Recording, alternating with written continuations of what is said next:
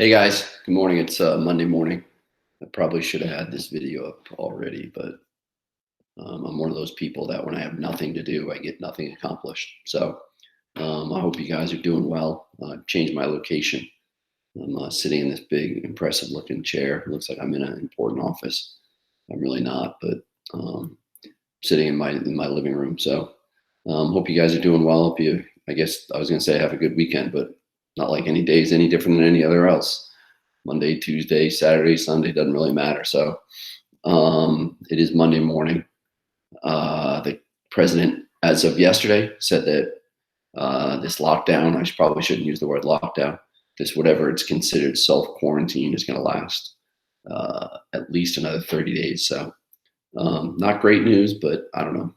I don't know what to make of it. So so it looks like we'll be meeting through video for a while. So this is government class. Hopefully you're paying attention to what's going on, reading some articles. We're talking about Congress, seeing what Congress is doing. Since our last video, they did in fact pass the stimulus bill, 2.2 trillion, I think is what it was. So so we're going to talk a little bit I'm just going to continue on Congress. You should have had that worksheet, the first one done. I'll post another one. It'll probably be up by about, I don't know, 9:30 this morning. Try to keep up with those. I'm trying to get you grades. I'm trying to not make this too difficult, but I really need you guys to take those somewhat seriously and fill them out, and then we'll probably have a quiz when we're done with this. So let me go to the slideshow.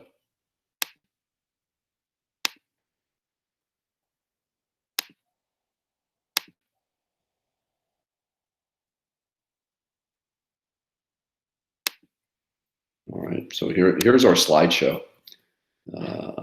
We're talking about Congress, and we were talking about we left off, I think, with incumbency, that the people who are in office now are incumbent. So, as an example, Ted Cruz is an incumbent, John Cornyn is an incumbent, and incumbents tend to get reelected like 90% of the time. They have some. First of all, they have the spotlight. Every time they want to say something, the media's there, so they get free advertising. And it's hard for an unknown, but even someone that's known but that's not in office, it's really hard for them to break in and get people to know what they stand for. People tend to have when they go into the voting booth, they tend to just vote for the guy that they know, and the guy that they know is the person who's currently in there. So they're the incumbent. Really, retirement is the only thing that changes over, and it's probably not a good thing. One of the discussions we could have if we were in class right now is should there be term limits? There's term limits on the president. There's term limits on the mayor of Houston. Should there be term limits on senators, and should there be term limits on people in the House of Representatives? So let's talk about how they decide where representation is. So apportionment and redistricting is how districts are drawn and who gets more or less representation.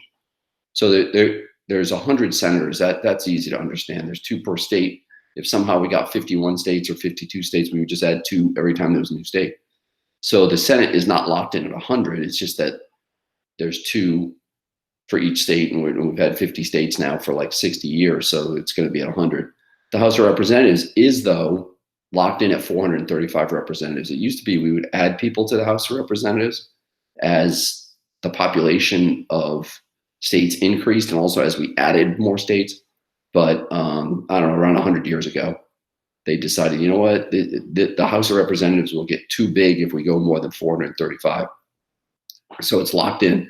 So as our population increases, our democracy actually diminishes, because they're representing, the people in the House of Representatives are representing more and more people. So that's probably not a great thing, but it's also, if we had a House of Representatives with 1,000 people, and it'd be a little bit unruly. So the government redistricts usually after like a census. So there's going to be a census this year. So they might redistrict. They might decide where those 435 people, where they're going to represent. Okay. Because as an example, over the past 40 years, population has shifted. It's shifted to the south and it's shifted to the west. So, for instance, when your parents were born, to now, the state of Texas has more representation in the House of Representatives. States like Michigan and Ohio probably have less because population has left, so they have to redistrict to figure out where the representatives need to be coming from. Okay, the issue is that deciding who gets representation is very, very political, and obviously, if the Democrats are in control of Congress, they want more Democratic areas to get more representation. If the Republicans are in Congress, in control of the Congress, they want to draw the line so that more Republicans are in. So apportionment is the figuring out where the population is. Redistricting is drawing the lines as to where a representative, where he or she represents. Okay, a new line may group like-minded people together in a district, ensuring certain parties' victories. So let me show you a map. So here's a map of the state of Texas. You can see that the way that so this purple area right here, this is District 13. This purple area is one guy represents this purple area. You can see how weirdly it's drawn. Now look at this tan area. It really makes no sense at all. So what's happened is whoever drew these lines, whoever was in charge, I'm not sure if it was the Democrats or the Republicans, because Texas has gone from Texas was a Democratic state for 110 years. And it's kind of, then it became kind of a Republican controlled state. Now it's going back to being a democratically controlled state. But you can see how weirdly this is drawn. This is drawn because they wanted to make sure, let's say it was the Democrats that did this, that all the Democrats were together. This way, this ensures that they're going to get elected. If it was the Republicans, vice versa. So go down. I mean, there's some that are just crazy. Look at it. This one goes from way, way north of Houston into Austin, all the way down to the valley, all the way down to the border. This yellow one, you can see what happens here, okay? And then District 23 goes from right outside El Paso. I mean, land-wise, this is probably as big as any district, I don't know, in the country, but it's definitely huge. Think about what it would be like to try to represent these people. Okay, so you have people who live right outside San Antonio and people that live right outside El Paso in the same district. Probably not a great way to do this, but again, it's politically motivated. Republicans are trying to keep Republicans in office, and Democrats are trying to keep Democrats in office. If you go over to Houston, you can see land-wise, the districts are much, much smaller because obviously the population density is much greater. Okay, so these giant districts, there's a lot of nothing out here. Okay, but there's probably oil. There's definitely oil up in this area. So these guys are representing, want to make sure they represent the people working in oil, especially now with gas being so low. And then these people, they're representing people who have issues as far as urban and that type of thing. And then, there's some farming areas in here too. So, but you can see how weirdly this is drawn. So here's another. I think this was the plan. I don't know. I'm not sure what year this is, but again, just another example of how strangely they're drawn. This one was 2007. This, I think, maybe was the plan for 2020. So gerrymandering, the term gerrymandering is the manipulation of electoral districts to serve the interests of a particular group. Don't worry about what that says. We don't even use Moodle anymore. But gerrymandering is the manipulation of electoral districts. So this is whatever party's in charge, they will draw these weird districts like we just saw to ensure that people from their party will get elected. That's known as gerrymandering. It's named that because this guy Elbridge Gerry in Massachusetts in like the 1790s was the first one to do it. So not that that's that important why it's called that, but that's why it's called gerrymandering. So let's talk about patronage. Patronage is members of Congress often have opportunity to provide direct benefits to their constituents.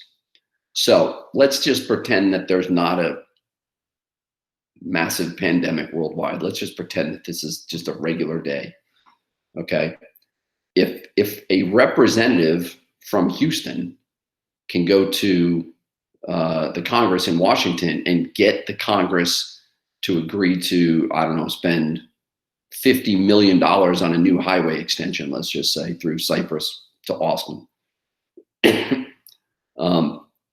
That's just my allergies. I don't know if the virus.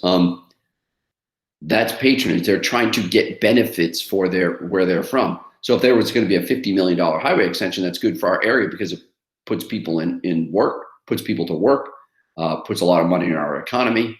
Okay, so that's what patronage is. Pork barrel. Let me just read the definition. A project which will be funded to a particular district. This project may not really be necessary or cost effective. So a pork barrel would be like, let's build something in our district that's really not needed. Okay. For instance, let's say that we lived in a town of, I don't know, a small little town, and they built like a $25 million library, let's say, and it wasn't really needed. But the representative got the money, had it built. Now he can go when he's going to get elected and say, look at all that I've done for my area. I got this library built. All this money was spent in our area, in our district. So that's pork barrel. It's when the government agrees to do projects that aren't really needed. And the reason they do that is that that representative is trying to make himself look good in his district. Okay. So the question is, what qualifies as pork spending? So last week in this 2.2 trillion, many people have said there was way too much pork, quote unquote pork. That means people were just trying to get things to make themselves look good. Some people said there was way too much pork in the bill for corporations. They said the Republicans wanted to make themselves look good with the corporations. They gave corporations way too much money. Some people said there was way too much pork in doing things like providing $75 million to the National Endowment for Arts. So they said that the Democrats, there was too much pork they were trying to appease their patrons. So I'm not going to tell you which one to believe. There's pork in every single bill that's passed, unfortunately. That's where a lot of bad money is spent. So what qualifies as pork spending, also called earmarks? This type of spending is asserted to generally non-related bills as either an award or an incentive for political support from constituents and cohorts. Okay. So maybe they're trying to appease someone, right? Maybe somebody in a district worked hard to make sure that this guy got elected, and maybe the guy that worked hard owned a construction company, and all of a sudden, oh, here comes a construction contract in that district, and the guy who helped the congressman gets the contract. He makes a lot of money off it. So as an example, so that was just a headline last week. White House, Senate agree on massive stimulus. Pelosi gives tepid endorsement, signaling passage loom. So it did pass. So part of the problem was they're going back and forth. The two parties are trying to get their pork into the spending, and then they're trying to rid the other party's pork. It's really not an exact science. It's actually a bad way to. Companies would never do this. In a company, one person has the say, and that's why they're more efficient than government. Government can never be efficient because there's way too many people trying to make decisions, and they have to come up with some compromise in the middle. So Congress is a representative body and a legislative body, so they represent you, but a legislative body, they also pass laws. The Congress both represents and they govern. They govern by passing laws. The building blocks of the congressional organization include the political parties, and then under that are committee systems. So there's committees that figure out what they should be looking at, figure out how a bill should be set up. Committees represent different things. Might be armed like the military committee. They look into how Congress is going to help run the military or give money to the military, as an example. So let's talk quickly about party leadership in the House. Every 2 years, the members of each party gather to elect the House leaders. Okay, so the Speaker of the House is the leader of the House. Right now, it's Nancy Pelosi. So there's more Democrats in the House of Representatives than Republicans. So there's 435. So they have at least half of that, which is what, 227. They have at least 228. They have at least 228. Excuse me. So so when they have the election for the Speaker of the House, it's usually the party that's in charge, usually the party with more people. I can never remember like a democratically controlled Congress electing a Republican. I don't think it's ever happened. But if the Republicans in 2020 gained more seats in the House of Representatives, it would go back, and the Speaker of the House would probably be Republican. Okay, so the Speaker of the House is kind of in charge of the House. They control a lot of stuff. They control what the House is going to vote on. They also have if you remember back to last year, they have the bully pulpit, what Teddy Roosevelt would say, meaning every time they say something, people listen. So the majority party also elects a majority leader. In this case, not that person for the Democrats isn't that powerful because they have the Speaker of the House also. But the minority party elects a minority leader. So the Republicans have a minority leader. There's a minority leader. Okay. Both party also elect whips. Maybe you've been reading about what's going on. The whip, that person is in charge. For the Republicans, the whip is in charge to go out there and make sure that everyone that's a Republican in Congress is thinking along party lines. And in the Democrats, the Democratic whip, his job or her job is to make sure everyone's acting along party lines. So they're kind of like a sheepdog. They kind of make sure that everybody's staying within what the party wants to do. So you might want to check out this website. It's all the leadership in Congress. So there's committees. The Speaker of the House, the party in charge, they really control most of the committees. So all the good committee seats and the chairman of those committees will all be Democrats because they control the House of Representatives. The same thing happens in the Senate. And that's really where a lot of the influence comes from, because a bill starts in a committee. If it doesn't make it out of a committee, it'll never go to be a bill. So a committee gets to decide what's going to be voted on and what's not going to be voted on. So if you send a bill down to, well, I'm going to post I'm just a bill. Yes, I'm only a bill sitting here on Capitol Hill. I'll post that. Just watch it. It's Schoolhouse Rock, but it's really good. It explains. So if it never makes out of committee, then it's never going to be a bill. So a committee chairman has a lot of power. So the Democrats really control right now what's going to go to the floor to be voted on, because they control all the committees. We'll end after this slide. The leadership in the Senate. There's a president pro tem, which is he is from the majority party. Don't even worry about what this guy does what she does. It's really just a ceremonial position, which is held by the majority party, because the vice president is the president of the Senate. So if there's a tie in the Senate, the vice president votes on. So it would be Mike Pence. So Mike Pence is the president of the Senate. So he would make sure that in the case of a tie that it would go the way of his party. So there's also a majority leader in the Senate. And there's also a minority leader in the Senate. There's also a whip in the Senate for both parties. Okay, and then there's committees in the Senate also. So I'm going to post a chart for what the leadership looks like, and know that really the Congress, the founding fathers thought that Congress, the Senate and the House of Representatives, should be really the more powerful of the three government, not the most powerful, but probably more powerful than the president. They thought that because they represented the people, and it was this way. It was really this way until FDR, till Franklin Delano Roosevelt and the New Deal. And that's really where the president has become the most powerful. So we have, for 80 years now, we've had 80, 90 years, we've had presidents that are more powerful than Congress, but that wasn't always the way. But Congress is still incredibly powerful. They really control the money. They control what's going to happen to the money, and they're the ones that make bills. The president cannot pass a law. The Supreme Court cannot pass a law. It's only the Congress, only the Senate, along with the House of Representatives, that can pass a law. Now, clearly, the president needs to sign it, and then if that law is deemed unconstitutional, the Supreme Court can stricken it from the books. But it's the only legislative body we have, meaning the only body that can make a law is Congress. So it's still super important. If people in America would care less about who the president was and care more about who their representatives and their senators were,